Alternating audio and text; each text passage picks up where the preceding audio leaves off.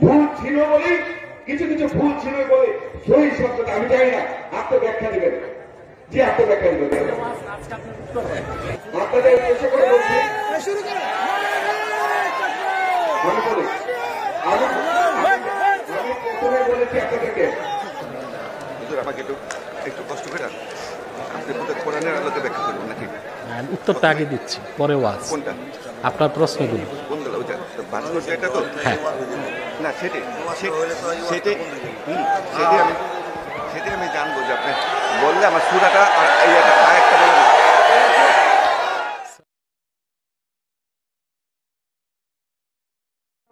Doctor রাব্বাই সাহেব, আপনাকে আমি এখানে উপস্থিত রেখে আপনার কাছে প্রশ্ন, আমি কিছুদিন যাবৎ দেখলাম সারা বাংলাদেশ আজকে দেখেন স্বাধীনতার 50 বছর পরে এসে আজকে ইসলাম নিয়ে একটা বিভ্রান্তের একটা জাল তৈরি হয়েছে।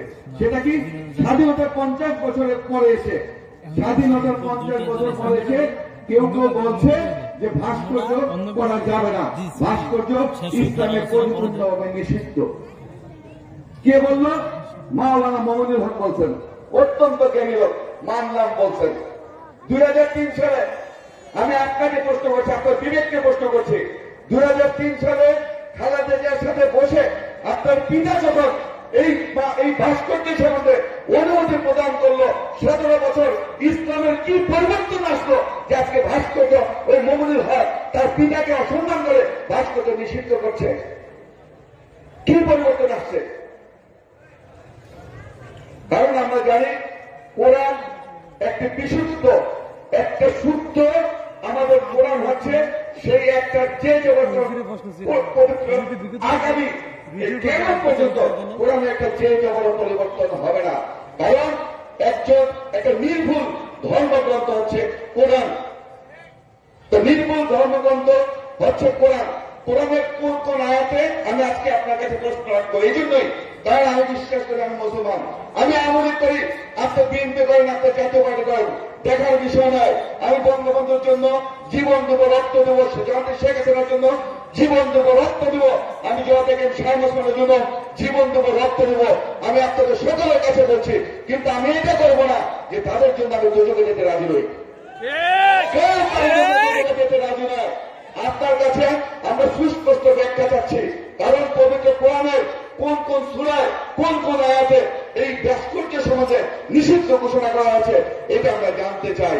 আমরা যদি সেই সম্বন্ধে স্পষ্ট ধারণা পাই, সুস্পষ্ট যদি ধারণা পাই, আপনাদের সাথে আমরা রাজপথে থাকবো। কারণ ইসলাম রক্ষা করা আমাদের পবিত্র দায়িত্ব, কোরআনের প্রতিটি আদেশ বাস্তবায়ন করা আমাদের পবিত্র দায়িত্ব। সেটা বাস্তবায়ন করার জন্য যদি জীবন দিতে হয়, আপনাদের আগে আমরা জীবন দিতে প্রস্তুত রয়েছে। আমরা রাসূল পাক সাল্লাল্লাহু আলাইহি ওয়াসাল্লাম উম্মত হিসেবে এটাই বিশ্বাস করি। তাই আমি আমার বক্তব্য দীর্ঘায়িত করবো না। আমি হুজুরকে বলি, আমি জানি না, আমি অত জ্ঞান রাখি না, আমি অত জ্ঞান যাই না, ওনাদের মতো অত জ্ঞানী লোক আমি না, ওনাদের মতো জ্ঞানী লোক আমি না। কারণ আমি ছোট্ট ছোট জিনিস জানি। রাসূল পাক সাল্লাল্লাহু আলাইহি ওয়াসাল্লাম বলেছেন, আমাদের হযরত মুহাম্মদ সাল্লাল্লাহু আলাইহি ওয়াসাল্লাম বলেছেন, 3টে সময় ছিল পৃথিবীর শ্রেষ্ঠ সময়। 3টে সময় ছিল পৃথিবীর শ্রেষ্ঠ সময়। একটা রাসূল পাক সাল্লাল্লাহু আলাইহি ওয়াসাল্লামের সময়, একটা সাহাবীদের সময়, আর একটা তাবেঈনদের সময়। এই 3টে সময় ছিল পৃথিবীর সর্বশ্রেষ্ঠ সময়। এই সময় শেষ হয়েছে 120 হিজরিতে। 120 হিজরিতে এই সময়টা শেষ হয়েছে। 120 হিজরির পরে 215 হিজরিতে 215 হিজরিতে আমাদের পবিত্র আমাদের হাদিস সংগ্রহ শুরু হয়েছে। তাহলে এই সময়টার মধ্যে গ্যাপ ছিল 95 বছর।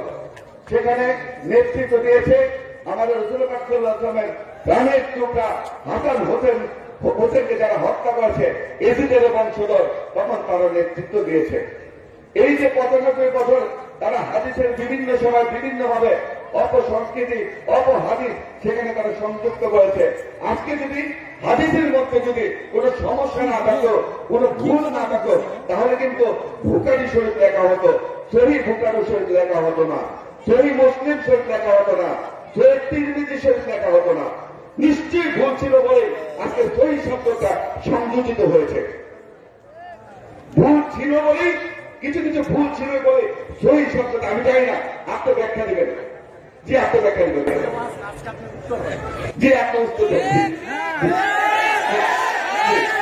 যে আমি সেটাই কেন আমার জানতে হবে। তো আমি আপনাদের উদ্দেশ্য করে বলছি, আমি বলি, আমি প্রথমে বলেছি আপনাদেরকে যে আমার জানা দরকার, আমার জানতে হবে। আমি প্রথমে বলছি আমাকে জানতে হবে। আমি কিন্তু বলিনি এটাই সত্যি, এটাই সঠিক। আমি বলছি আমাকে জানতে হবে। আমাকে একটু কষ্ট করে আপনি কোরআনের আলোকে ব্যাখ্যা করবেন নাকি? উত্তরটা আগে দিচ্ছি, পরে ওয়াজ। কোনটা? আপনার প্রশ্নগুলো। কোনগুলো? ওইটা এটা তো হ্যাঁ, না, সেটাই আমি জানবো যে আপনি বললে আমার সুরাটা আর একটা বলবেন। আসসালামু আলাইকুম।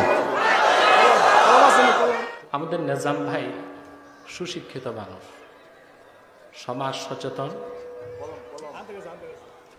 জাগ্রত বিবেকের অধিকারী, সব ঠিক। তবে দুঃখজনক যে ইসলাম সম্পর্কে ওনার ধারণা নেই।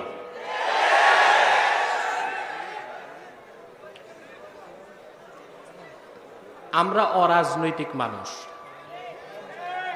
আমাদের বক্তব্যে আমরা কখনো চাই নাই কোনো দলকে ক্ষমতা থেকে নামিয়ে কোনো দলকে বসাতে।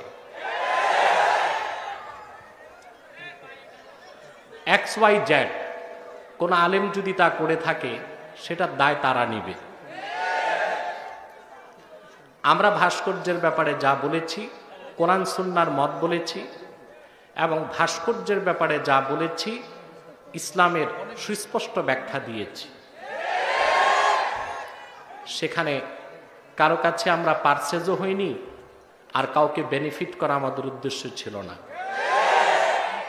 আমাদের ইমানের তাকাজায় আমরা বক্তব্য দিয়েছি, এবং আল্লাহর হাবিব মুহাম্মদ সাল্লাল্লাহু আলাইহি সাল্লামের ওসিলায় আমাদের সুস্পষ্ট ডকুমেন্টারি বক্তব্যকে গোটা দেশ গ্রহণ করেছে, এবং সেটার উপর জননেত্রী প্রধানমন্ত্রী শেখ হাসিনার সরকার অত্যন্ত নমনীয় অবস্থান গ্রহণ করেছে। ওলামায়ে কেরামের সাথে সংঘাতে যান নাই।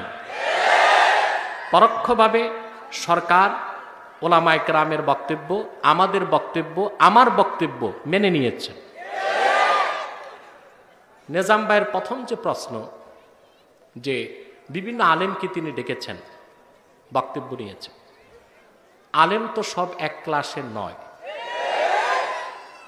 আপনাদের সস্তাপুরে ডাক্তার আছে না? ডাক্তারি করে। আবার ঢাকা মেডিকেল কলেজে ডাক্তার আছে, পিজিতেও ডাক্তার আছে, মাউন্ট এলিজাবেথে ডাক্তার আছে। সব ডাক্তার তো এক না। হাতুড়া ডাক্তারের কাছে গেলে জীবন নষ্ট হবে। ঠিক সেভাবে সব আলেম তো এক নয়। উনি চা খেতে কাদের ডাকলেন আমি জানি না, তবে আমাকে ডাকলে সময় করে আমি আসতাম। আর আমি ওনার ন্যাম পার্কে আসি না, আমি আসলে উনি বিল নেয় না, আমাকে ফ্রি সার্ভিস দেয়। তো কয়বার ফ্রি সার্ভিস নেওয়া যায়, লজ্জারও তো একটা বিষয় আছে। দ্বিতীয় কথা, রাতে দিনে আমি ব্যস্ত থাকি। আপনি জানেন প্রায় 6 বছর যাবত আমাকে দিনে মাহফিল করতে হয়, রাতে প্রোগ্রাম করতে হয়। অতএব সময় ছিল না। কোরআন সুন্নাহ স্পষ্ট, আলেমে আলেমে কোনো দ্বন্দ্ব নাই। বাংলাদেশের সকল ঘরানার আলেম, কি জনপুর, ফুরফুরা, কওমি, আলিয়া, আহলে সুন্নত, আহলে হক, ইসলামের মূল ভিত্তিতে সবাই এক।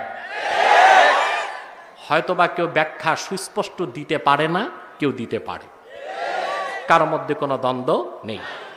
এটা হচ্ছে মূল কথা। তৃতীয় কথা, স্বাধীনতার চেতনা আমরাও মানি, কারণ বাংলাদেশ টিকে থাকলেই আমরা বসবাস করতে পারব। কিন্তু আমাদের খুঁজতে হবে মুক্তিযুদ্ধের মূল চেতনা কি। মুক্তিযুদ্ধের মূল চেতনা ইসলাম ও মুসলমান। বঙ্গবন্ধু একজন মুসলিম ছিলেন। তিনি বলেছিলেন তার বক্তব্যে যে বাংলাদেশের মানুষ হালের বলদ বিক্রি করে হজ করতে যায়, সে বাংলাদেশ ইসলামকে ছাড়া কিছু করা যাবে না। বঙ্গবন্ধুর এই বক্তব্য আমরা কেন প্রচার করি না? এই দেশ কিভাবে হয়েছে স্বাধীন? 47-এ টু নেশন থিওরি, দ্বিজাতি তত্ত্বের ভিত্তিতে প্রথমে দেশ ভাগ হয়েছে। যে ভূখণ্ডে মুসলিম বেশি তা হয়েছে পাকিস্তান, যে ভূখণ্ডে হিন্দু বেশি তা হয়েছে হিন্দুস্তান। স্বাভাবিকভাবে বাংলাদেশে মুসলিম ছিল বেশি, বাংলাদেশ হয়েছে পাকিস্তানের অংশ। 71-এ পাক হানাদারদের অত্যাচার, নির্যাতন, নিপীড়নের বিরুদ্ধে বাংলাদেশের মানুষ একটি স্বাধীন রাষ্ট্র পেয়েছে। যদি বাংলাদেশে মুসলিম সংখ্যা বেশি না হতো, স্বাভাবিকভাবে এটা ভারতের অংশ হতো। যদি ভারতের অংশ হতো তাহলে কাশ্মীরের মতো, আসামের মতো, ত্রিপুরার মতো কোনোদিন আমরা স্বাধীন হতে পারতাম না। বাংলাদেশে মুসলিম কেন বেশি হলো? 1757 সালে ইংরেজরা উপমহাদেশে এসেছে, আমাদের স্বাধীনতাকে কেড়ে নিয়েছে। 1800 সালে জন্ম নিয়েছেন মাওলানা শাহ কারামত আলী জৌনপুরী রহমতুল্লাহ। তিনি বাংলাদেশে প্রবেশ করেছেন। সুদীর্ঘ 50 বছর, 1800 সালে ইংরেজরা জরিপ করে দেখেছিল বাংলাদেশে মুসলিম আছে 30%, শতকরা হিন্দু আছে 70%। 1873 সালে আমাদের বংশের যিনি মুরব্বী মাওলানা কারামত আলী জৌনপুরী রহমতুল্লাহর মৃত্যুর পরে দ্বিতীয়বার জরিপে দেখা গিয়েছে বাংলাদেশে মুসলিম 70%, হিন্দু 30%। ব্রিটেন থেকে শোকজ করা হয়েছে কলকাতার লর্ডকে।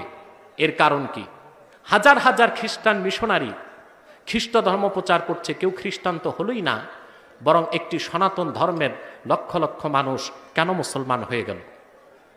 তারা তখন 1 মাস পর প্রতিবেদন জমা দিয়েছে ব্রিটেনে। তার একটাই কারণ, মুসলিম সংস্কারক মাওলানা কারামত আলী জৌনপুরী রহমতুল্লাহ সুদীর্ঘ 50 বছর বাংলা, বিহার ও আসামে ইসলামের দাওয়াত দিয়েছেন। তাতে সরাসরি 2 কোটি লোক ইসলাম গ্রহণ করে মুসলমান হয়ে গেছে মাওলানা কারামত আলী জৌনপুরী রহমতুল্লাহর হাতে। যে কথাটি ডব্লিউ হান্টার তার দ্য ইন্ডিয়ান মুসলিম বইতে উল্লেখ করেছে, কথাটি এনসাইক্লোপিডিয়া অফ ব্রিটানিকাতে এসেছে, কথাটি ইসলামিক ফাউন্ডেশন ইসলামী বিশ্বকোষে এসেছে।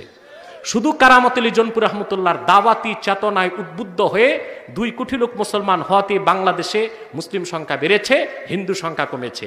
তারই ধারাবাহিকতায় 47-এ বাংলাদেশ স্বাধীনতার পথে এগিয়েছে, ধাপে ধাপে 71-এ বাংলাদেশ স্বাধীন মুসলিম রাষ্ট্র হয়েছে।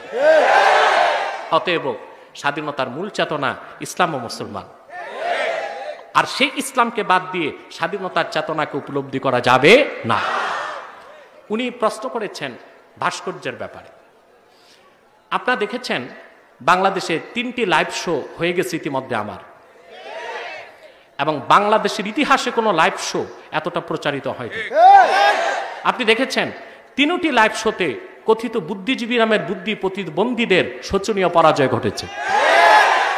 নেজাম ভাই যে প্রশ্ন করেছেন তার উত্তর সেখানে আমি দিয়েছি এবং ডকুমেন্টের সাথে। ভাস্কর্য কেন হারাম, কোরআনে কোথায় এসেছে? আমি ওনাকে একটা আয়াত দেখাই দিচ্ছি, 7 পারা সূরা আল মায়েদা, আয়াত নাম্বার 90। আল্লাহ পাক বলেন, ইয়া আইয়ুহাল্লাযীনা আমানু ইন্নামাল খামরু ওয়াল মাইসিরু ওয়াল আনসাবু ওয়াল আজলামু রিজসুম মিন আমালিশ শায়তান ফাজতানিবুহু লাআল্লাকুম তুফলিহুন। হে বান্দারগণ, নিশ্চয় মদ, জুয়া, আনসাব হচ্ছে ভাস্কর্য। নাসাব শব্দের বহুবচন আনসাব। যে কোনো প্রতিকৃতি, স্থায়ী প্রতিকৃতি দিয়ে স্থাপন যদি করা হয়, যদি তার এবাদত করা হয় সেটা আওসান, প্রতিমা। আর যদি এবাদত নাও করা হয়, যে কোনো জীব বা প্রাণীর প্রতিকৃতি যদি স্থাপন করা হয় সেটা আনসাব, সেটাকে আল্লাহ তাআলা সুস্পষ্ট হারাম ঘোষণা করেছেন। ওয়াল আজলাম, এবং ভাগ্য নির্ণয়ক কাঠের টুকরা, সেটাকে আল্লাহ হারাম করেছেন। আল্লাহ বলেছেন এগুলো কি? রিজসুম মিন আমালিশ শয়তান, শয়তানের কাজ, নাপাক কাজ। ফাজতানিবুহ, তা থেকে তোমরা বাঁচো, লাআল্লাকুম তুফলিহুন, যেন তোমরা সফলতা লাভ করতে পারো। সকল তাফসীর কারক মুফাসসিরগণ একমত, এই আনসাব হচ্ছে ভাস্কর্য, স্ট্যাচু। আরেকটা আইডল, ওটা প্রতিমা, এটা স্ট্যাচু। এটাও যদি কোনো জীবের হয়, প্রাণীর হয়, সেটাকে আল্লাহ পাক হারাম করেছেন, কারণ সেটাও মানুষকে শিরকের দিকে ধাবিত করতে পারে। আর এটা হারামের ব্যাপারে আমার কাছে 127টি হাদিস জমা করা আছে। আমি মনে করি তিনি উত্তরটি পেয়েছেন। এবার আসুন হাদিসের ব্যাপারে। হাদিসের ব্যাপারে নিজাম ভাই যা বলেছেন ওনার ধারণা নেই। হাদিস কি প্রশ্ন হয়, হাদিসকে বাদ দিলে ইসলামের অস্তিত্ব থাকবে না। কিভাবে? আল্লাহ তাআলা কোরআনে নামাজের কথা বলেছেন 80 বারের বেশি। আপনার আজকে ফজর নামাজ পড়েছেন? ফরজ কয় রাকাত? জোহর, আসর, মাগরিব, এশা। এই কোরআনের কোথাও এশার নামাজ 4 রাকাত, ফজর 2 রাকাত, এই রাকাতগুলো কোথায় আছে? কোথাও নেই। তাহলে হাদিস ছাড়া তো ইসলামের অস্তিত্বই থাকবে না। সেই হাদিসে কোনো সমস্যা নাই। এজিদ কেন? এজিদের 14 গোষ্ঠীর ক্ষমতা হয় না হাদিসে হাত দেওয়ার। হাদিস কিভাবে এসেছে? হাদিস বর্ণনা করেছেন রাসূলুল্লাহর সাহাবীগণ। সাহাবীগণ আল্লাহ রাসূলের কাছ থেকে হাদিস শুনেছেন, তাদের কাছ থেকে হাদিস নিয়েছেন তাবিনগণ। তাবিনের যুগ ছিল ইমাম আজম আবু হানিফার যুগ। ইমাম আজম 1200 তাবির কাছে পড়েছেন, 4 জন সাহাবীর সাক্ষাৎ লাভ করেছেন। ইমাম আবু হানিফা একাই 6 লক্ষ হাদিস সংগ্রহ করেছেন, 50,000 মুখস্থ করেছেন। হাদিস বিশুদ্ধভাবে এসেছে। তাহলে সহিহ বুখারী নাম কেন আসলো? সহিটা বিশুদ্ধ অর্থে আসে নাই। সহি একটা হাদিসের পরিভাষা। কোন হাদিস সহি, কোন হাদিস হাসান, কোন হাদিস মুরসাল, কোন হাদিস মাওকুফ, কোন হাদিস মুসনাদ, কোন হাদিস, এইরকম হাদিসের নাম আছে আলাদা আলাদা। তো সহিহ বুখারী, সহিহ মুসলিম হচ্ছে সহি, অর্থাৎ বিশুদ্ধতার মানদণ্ডে সর্বোচ্চ পর্যায়ে উত্তীর্ণ। সেজন্য সহিহ বুখারী, সহিহ মুসলিম। এর মানে এই না সেখানে ভেজাল আছে। ভেজাল কখনো ছিল না, নাই, থাকবে না। এবার আসুন, কোরআন কারীম কিভাবে বুঝবেন, এটা পদ্ধতি কি? আপনি ব্যক্তিগত জীবনে কোরআন পড়তে পারবেন, অনুবাদ পড়লেই চলবে না। কোরআনের ব্যাখ্যা কত ব্যাপক জানেন? কত ব্যাপক? আবু বকর সিদ্দিক রাদিয়াল্লাহু তাআলা আনহুর ব্যাপারে হাদিসে এসেছে, ওয়াকাফা আবু বকরিন রাদিয়াল্লাহু তাআলা আনহু 8 সানা। শুধু আবু বকর রাদিয়াল্লাহু তাআলা আনহু সূরা বাকারা বুঝতে ওনার 8 বছর লেগেছে। একটা সূরা বাকারা বুঝতে আবু বকর রাদিয়াল্লাহু তাআলা আনহুর কত বছর লেগেছে? যদি আবু বকর রাদিয়াল্লাহু তাআলা আনহু কুরাইশ বংশের শ্রেষ্ঠ সন্তান, আল্লাহ রাসূলের প্রথম খলিফা, ওনার যদি সূরা বাকারা বুঝতে 8 বছর লাগে, তা আমাদের মতো এনায়েতুল্লাহর মতো সল্টু বল্টুদের কত যুগ লাগা দরকার? আমরা কোরআন বুঝেই নিজে আমল করতে পারবো, ফতুয়া দিতে পারবো না। আচ্ছা ভাই বলেন তো, এইচএসসি পাস করার পর সায়েন্স ডিপার্টমেন্টে এমবিবিএস পড়তে কয় বছর লাগে? 6 বছর। এমবিবিএস ডাক্তারের বাংলাদেশে এখন কোনো ভ্যালু নাই, এগুলো মরে মরে পাওয়া যায়, ঠিক কিনা? এফসিপিএস, এফআরসিএস করতে হয়, পিএইচডি ডিগ্রিও নেয় মানুষ। এখন মনে করুন এমবিবিএস এর বইগুলো বাংলায় পাওয়া যায়, 6 বছরেরটা। আপনি ক্লাস 2 পাস, আপনি বাড়িতে বসে যদি এই এমবিবিএস এর বইগুলো বাংলায় আরো 6 বছর পড়েন, তারপর যদি সস্তাপুর মোড়ে একটা ডিসপেন্সারি দিয়ে চিকিৎসা শুরু করেন, রুগী মরবে কয়টা, বাঁচবে কয়টা? সবই মরে যাবে। দেখেন, এক লোক গেছে দাঁতের ডাক্তারের কাছে, ডাক্তার বসছে বট গাছের নিচে। গ্রাম্য ডাক্তার বসতো না আগে বট গাছের নিচে? গেছে রুগী, যে দেখে ডাক্তার টেবিল নিয়ে বসে আছে, টেবিলে 3টা পায়া, একটা বাঁশ। বলে, স্যার দাঁত ফেলবো, কত লাগবে? বলে, বেশি না, 10 টাকা। ওই বট গাছের নিচের ডাক্তার, তার কাছে তো আর সায়েন্টিফিক অ্যাচিভমেন্ট নাই, সারাশি কামারের দোকানের একটা দিয়ে একটা দাঁত বের করছে। বের করার পর রুগী 10 টাকা বের করছে, ডাক্তার বলে 10 টাকা হবে না, 40 টাকা লাগবে। বলে, কেন স্যার? বলে, তোমার দাঁতের 10 টাকা আর তোমার চিৎকারে 3 রুগী ভাগছে আমার, এই 30 মোট 40 টাকা। এখন রুগী চিন্তায় পড়ে গেছে, আমি আসলাম পচা দাঁত নিয়ে নড়ে চড়ে, এটা ফেলতে এত কষ্ট কেন? হাঁ করে দেখে পচা দাঁত জায়গা মতো আছে, ভালোটাই ফেলে দিছে। আমরা যদি প্রাতিষ্ঠানিকভাবে যে কোরআন হাদিস না বুঝি, তারপর ফতুয়া দিয়ে কোরআন হাদিস থেকে ওই রুগী মরবে, বাঁচার কোনো সম্ভাবনা। কোরআন কারীম বুঝার জন্য আপনাকে প্রাতিষ্ঠানিকভাবে যেতে হবে।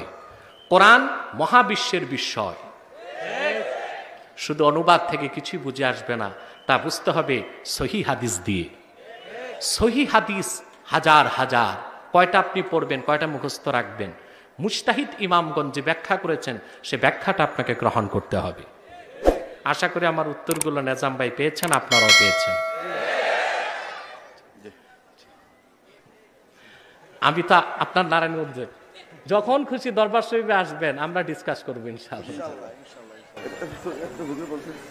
মায়দা আয়াত নম্বর 90, 7 পারা, 2য় পৃষ্ঠা। মূল আলোচনা